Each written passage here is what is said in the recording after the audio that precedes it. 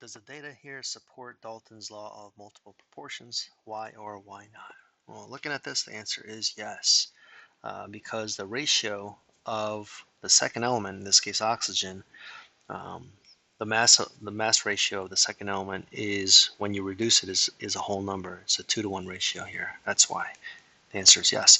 Let me give you a little background, more detail on this topic.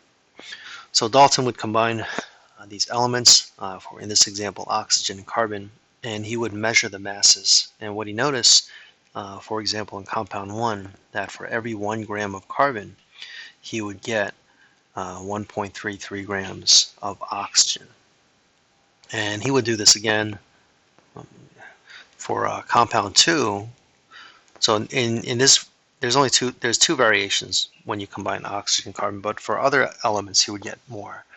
Right, for compound 2, for every 1 gram of carbon, he would get 2.66 grams of oxygen. So when one of the elements is held set at 1 gram, you can see the mass of the second element, in this case oxygen, is 2.66 to 1.33, and you can reduce that to 2-to-1. So these ratios, which is what he studied, the ratio, the mass of the second element is always reduced to these simple whole numbers, and that's what we call the law of multiple proportions. Now we know this is carbon monoxide and carbon dioxide, but he did not know that at the time. It could have been, or it could have also been C2O2 and C2O4, for example.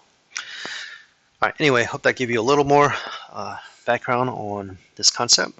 And the answer again here is yes.